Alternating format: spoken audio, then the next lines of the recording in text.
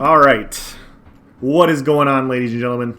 How is it going? I am Is There No One Else, and I'm releasing my first build video for the Dragonhold DLC. Now, there is going to be a lot of subjectivity to this build, and so I'm going to do the down and dirty for you guys right away. I'm going to show you my build, what I've been running in Scalebreaker, which should transition more than fine to Dragonhold because, you know, what kills us currently on a medium armor build isn't nearly as effective in Dragonhold. So, which, you know, then in turn makes this build a lot more powerful. I will provide other gear options. You know, like I said, it's going to come down to your preferences as to what you want, but I'm going to make a case for why I chose what I chose so that you guys can see it and, you know, you guys can come to your own conclusions. I'm going to show some fun math for you at the end and all that. So, with that being said, guys, let's dive into it. The first thing we're running, guys, is 5-piece Spriggans. Now, I've gone back and forth. I wanted to test the new set, test the New Moon Acolyte on PC. It's not bad.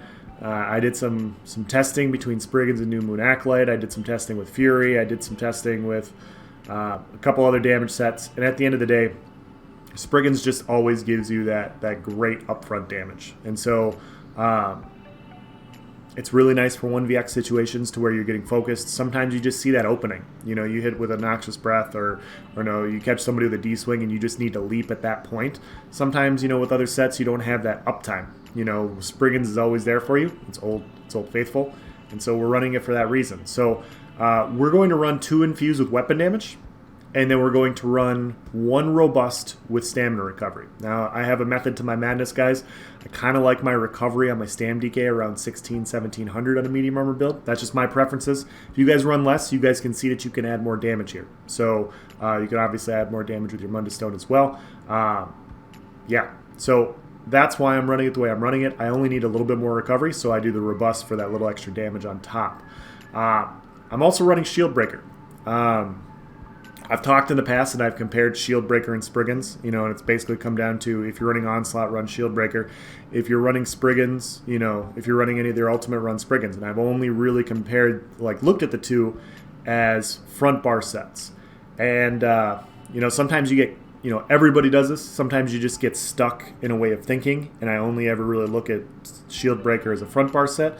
But it can be double barred because it's a great 5-piece set. I want to give a quick shout out to Piri for mentioning this. You know, like, hey man, you just, you know, mentioned in passing, like, you should try Scalebreaker Spriggans, and I did, and it's fucking ridiculous, and it's so good.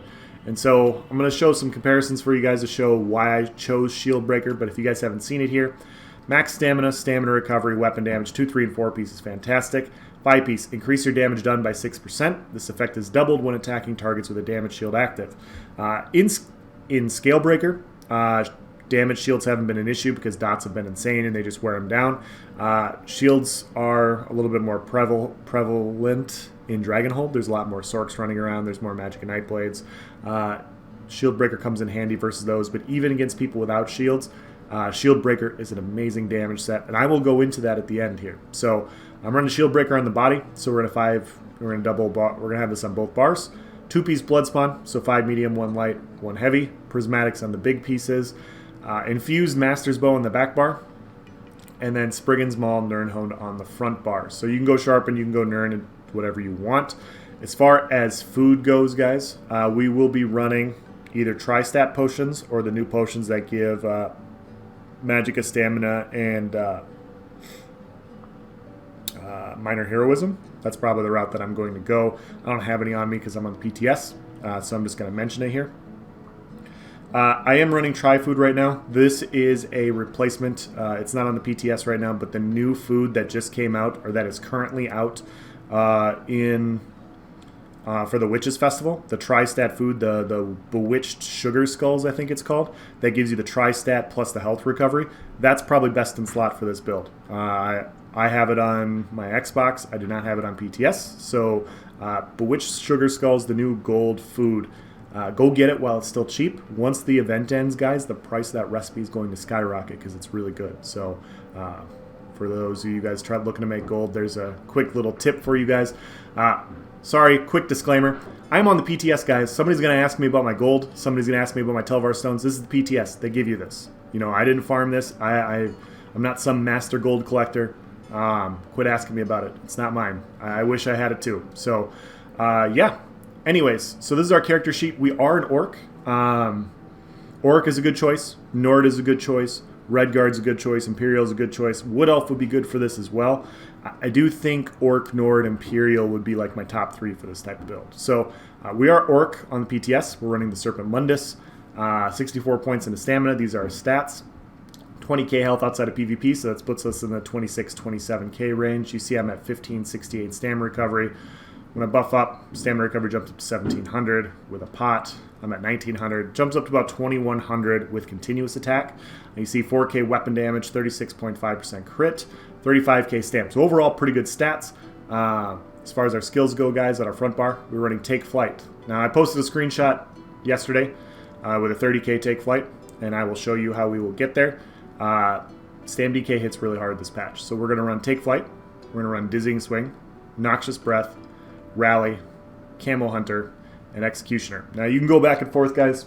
I always go back and forth between Executioner and Reverse Slice. Executioner will allow you to finish one person more quickly, give you that little extra burst. Reverse Slice is that AoE. So Leap plus AoE is nice. You know, single target burst is also nice. It's going to come down to your preference once again. So you can choose what you want there. We're going Shuffle, Volatile Armor, Fragmented Shield, Poison Injection. We're only really running Poison. Well, Poison Injection got a nice little buff, and I can talk about that too. Poison Injection for the 300 for the Master's Bow. It's an okay dot. You also do 100% more damage when they're below 50% health. So on the direct damage aspect, so if somebody's trying to run away from you, this is now kind of like a ranged execute thing, not just the dot, so that's kind of nice. Resolving Vigor. You could fit Ballista here. The other options obviously would be you could run Corrosive. Corrosive on the back bar is very nice for a Stam DK. Sometimes Ballista is just really nice for pulling, like Stam Nightblades jump on you and they try to cloak away. You drop your Ballista and you focus them and you take them out. This is not supposed to desync next patch, and so this will be very nice to run. We will mostly be leaping on people. I just like Ballista on a bow build just for that, you know, dealing with those pesky Nightblades. Yeah, as far as the CP tree goes, 51 Warlord, 1 in a Siphoner, 64 Mooncalf, 44 in Arcanist, 49 Tenacity. We will be doing a lot of heavy attacks, 61 in a Tumbling because it's a bow build, 19 Blessed, 72 Mastered Arms, 56 Precise Strikes, 67 into Piercing, 56 into Mighty. 72 Ironclad, 15 Resistant, 56 Hardy, 64 Ellie Defender. You could switch these around. I just basically want the Unchained passive. It kind of depends on who you're fighting. Like, I think there's more Magicka builds right now in Dragonhold. I could be wrong, but you can adjust this how you want. I don't think dots are a huge issue. You could throw a few into there if you want. Just the Unchained passive is the most important thing. 28 into Quick Recovery. So, not saying it's the perfect CP. You're just going to have to adjust it to your preferences. Yeah, so that's the build that I've been running.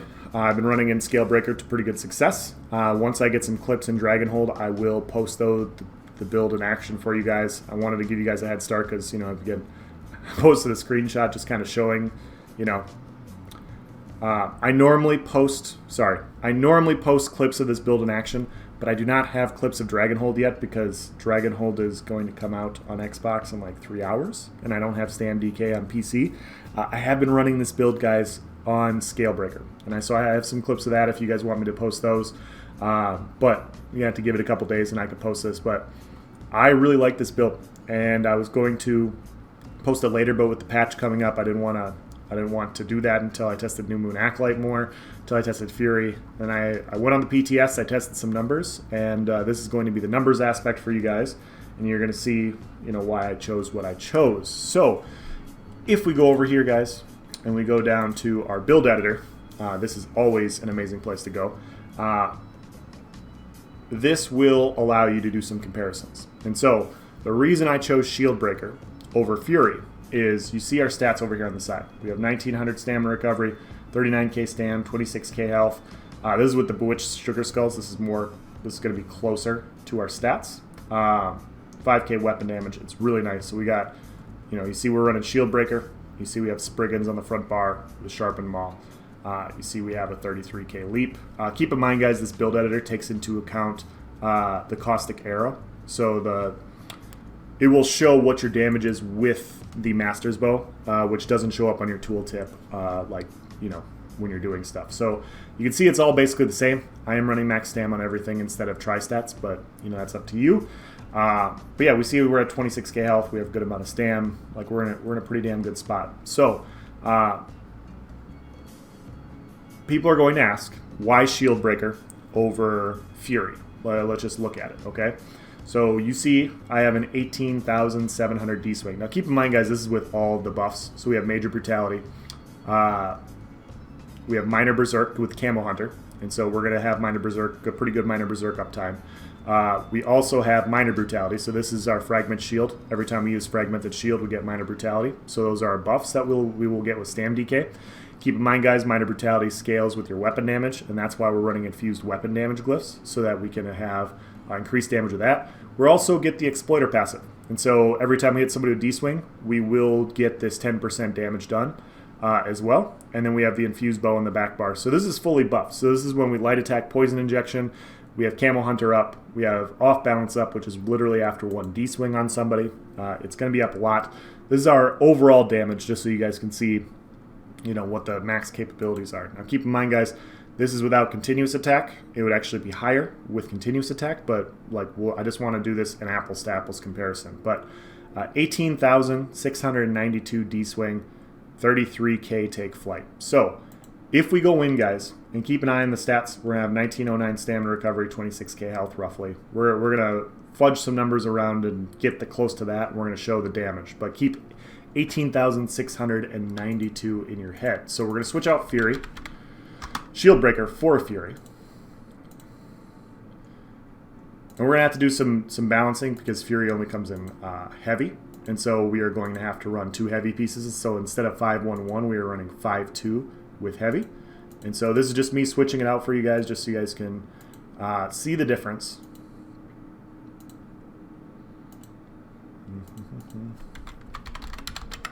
I know we got super slow uptime right now, so, you know, there we go. So now we have Fury, and we're going to go infused once again, you know, just to take advantage of that Minor Brutality buff. And I'm not saying this is the best way to go, guys. I'm just trying to show you guys what I'm talking about. I see our stamina recovery is at 1,700 with this build. And so what we're going to have to do is we're going to have to switch this from Robust to Infused. We have 1864. So that's pretty close to what we had before. So 1864 versus 1909, that's close enough. We're 55 apart. That's not bad.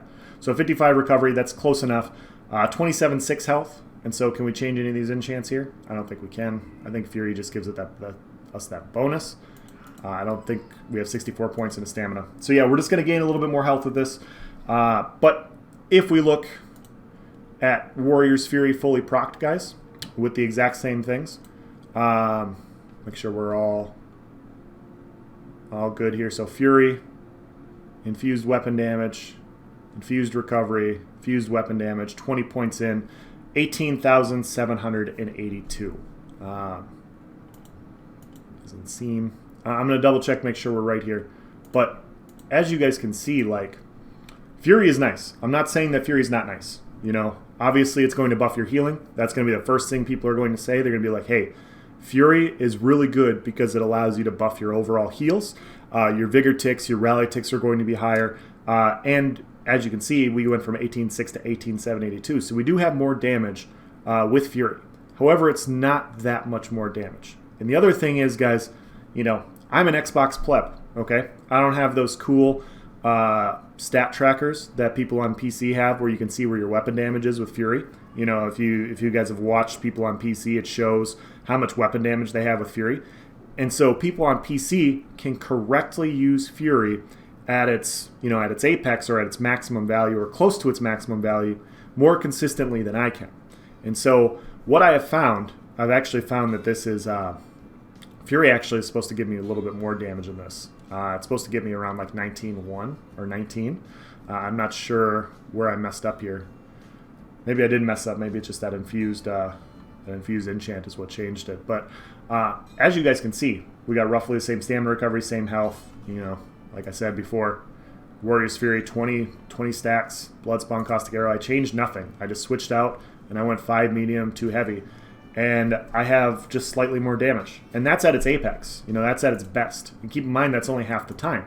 And so, if we take this off, you see we drop down to 17,000. And so this is going to be this is either going to be a lot worse than Fury damage-wise, or a little bit better.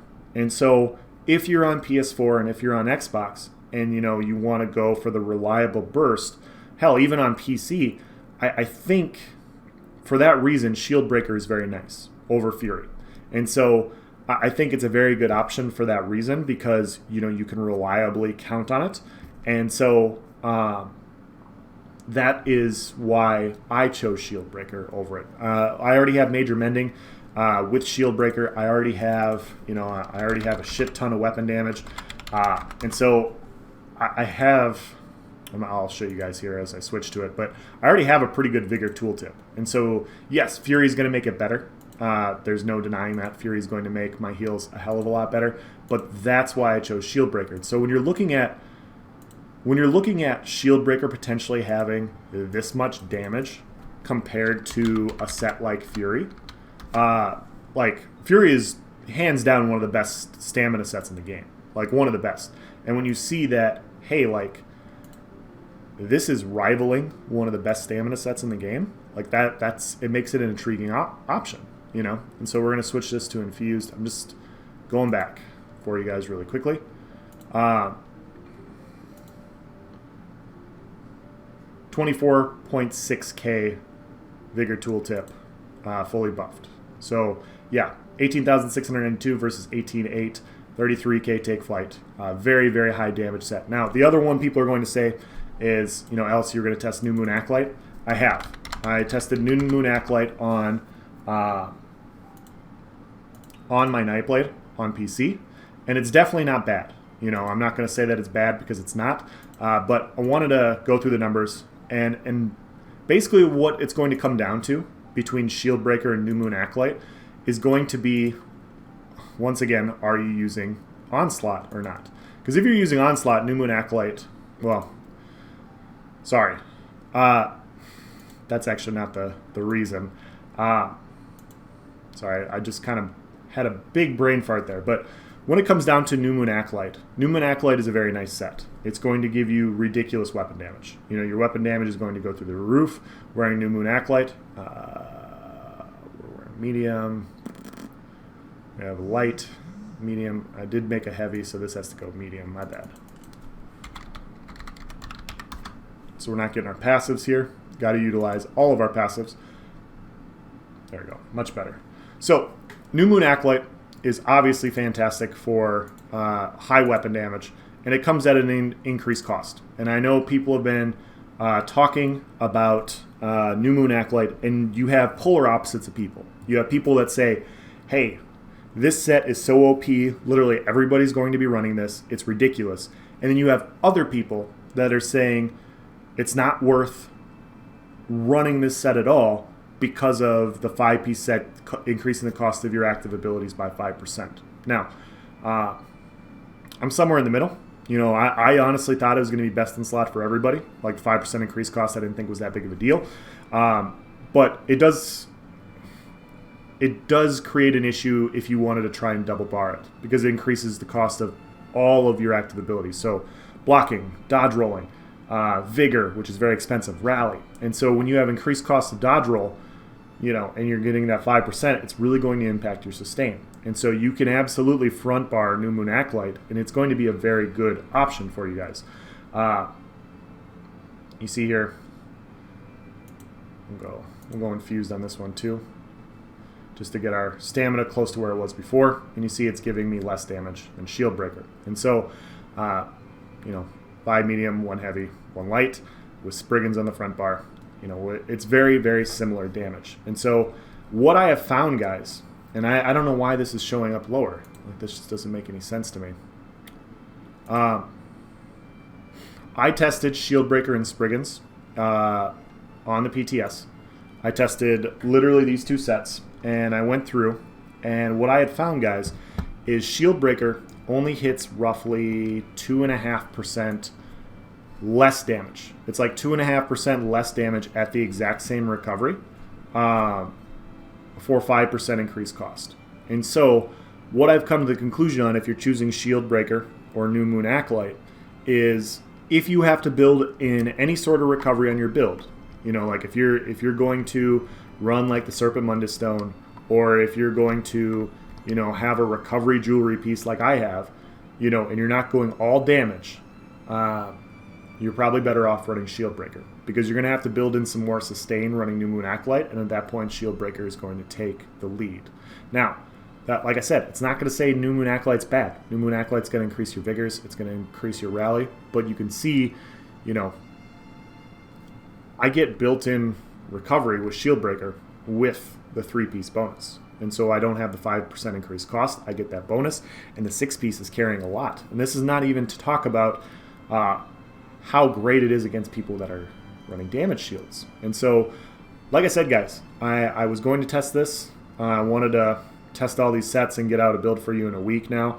And I'm going through the numbers, and I'm just, you know, I'm looking at things, and I'm like, well shit. Like, if I'm going to hit literally this hard, and I'm going to have this big of a vigor tooltip, so I'll show you this for you guys. And so we are just going to buff up with Rally.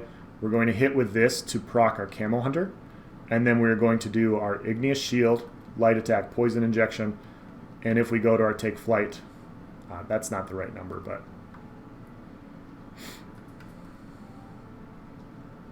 you see we're at 26,627. And so this isn't as much damage as I was showing before. I actually got it up to about 28k before. But when you take into account continuous attack, when you take into account your off balance, when you take into account your poison injection not showing up on your bar, that's going to jump you over 30,000 for your leap. And so this build hits very hard. It's not as hard hitting as the setup that there it is, 28,000. So this isn't as hard of a tool as high of a tooltip as I showed before, because this isn't as hard of hitting as New Moon Acolyte, but I would have had to build in more recovery. But this will still go over 30,000 with all the buffs, like I said, with off balance, with continuous attack, and then it also not showing the Master's Bow. This is going to be in the 33, 34, 35k range. On top of that, if we combine in a full heavy attack with our two-hander, this will jump over a 35k leap. So very, very good damage for a Stam DK. Obviously it's medium armor, and so it's going to come down to, do you want to run medium armor or not? I'm really enjoying the build. Hopefully I'll get some good clips for you guys this week with this build in action. Yeah, if you guys have any questions or comments, if I didn't cover anything, I feel like I covered everything. But that's why I chose what I chose. And if you guys are going to make other decisions, you know, that's fine. You know, at the end of the day, we're all different people. We all run different things for different reasons. If we want better healing, we can run other sets. But as far as damage, you know, maximization while also building and sustain, I feel like this is a very good option. And when I crunch the numbers, I just keep coming back to Spriggans and Scalebreaker. So, thank you for watching, guys. Have a nice day.